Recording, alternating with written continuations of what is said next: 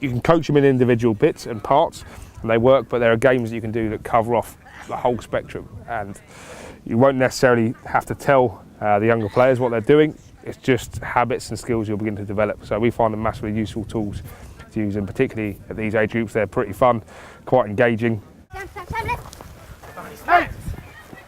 Matt! Yes. 9, 10, on one direction, play! Right, go. You next. Well done out there.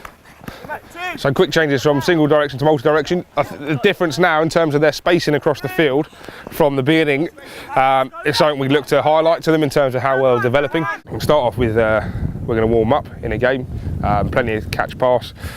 We're going to try and go from a single multi-directional to a single directional game. So we're not always doing the same thing. We'll let them go free to begin with, so we'll let them pass whether they want. When they go to single direction, it obviously becomes a rugby game, so they'll have to change how they're passing, how they're catching into normal rugby stuff. So this means we're not hammering one skill that we're never really going to do in a game. They're seeing space without us telling them. The idea of what we're doing today is trying to get you to see space, find a pass, look for something, finish stuff off. So it's a way of us getting it all out without having to give them too much detail. So the game we're about to go into is a warm-up game that we use to make sure kids are getting plenty of touches on the ball. The problem with sort of classic 10-pass multi-directional touches, it means that you're not necessarily getting across standard rugby passes all the time. You're going overhead, another thing which is great for hand-eye coordination in the warm-up game, but done too much, they're not necessarily practicing skills they're going to be doing in the game. So this will go from a multi-directional to a single-directional touch game, where they'll be playing 10 pass, but every time either Ian calls change or the players reach 10 passes, they'll go into a single directional normal game of touch rugby. So it just means they're having to change their focus.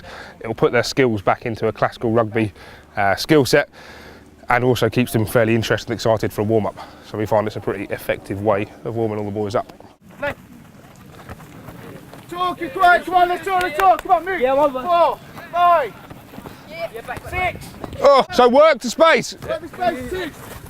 Come out wide. 3, great hands out there. 4, give you that. 5, have that. 6, 7, one direction, play. Go one direction. One. Go down, good. Right. Good, so at the moment you can see the boys have changed from multi-direction to single direction. They're going to traditional touch. The coaching points that we'll look to get, and hopefully you're looking at as you zoom out, is when they change from multi-direction to single direction, you normally find players being bunched around the ball. So we're going to try and gain them a realisation of space.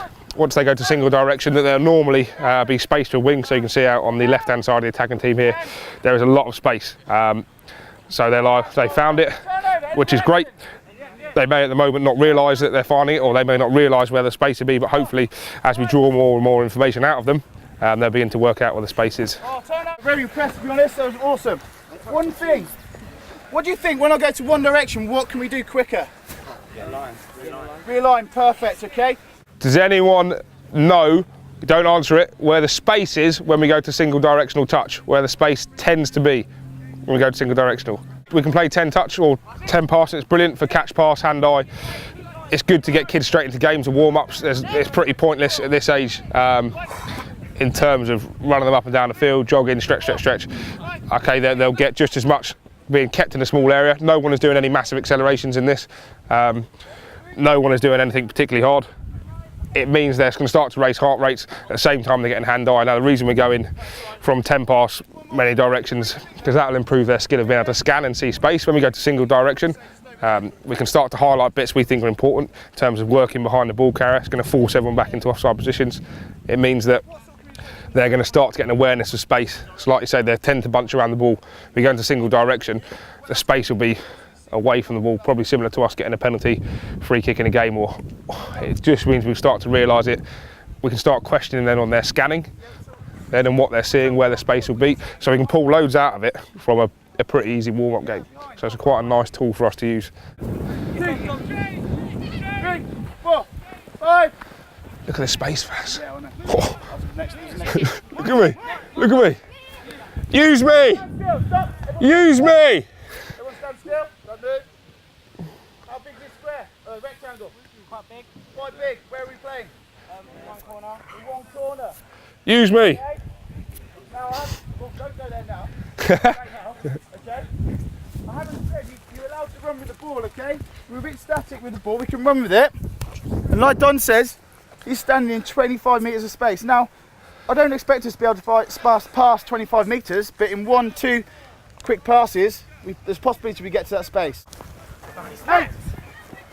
Matt! Yes. 9, 10, on one direction, play! Right, forward. 1. You're next. Well done you, well done out there. So quick changes from single direction to multi-direction. The difference now in terms of their spacing across the field from the beginning is something we look to highlight to them in terms of how well developing. You can see that they're actually keeping width, and it's given them massive options in terms of being able to play either side. With sort of 6 minutes into warm-up drill, and they're already beginning to understand about keeping width, keeping space, keeping depth behind the ball carrier. And if we look at the kind of head scanning and hopefully the space they're starting to fill up in the grid, now Ian's questioned them and they've given the answers of how big it is, those things are all massively improving.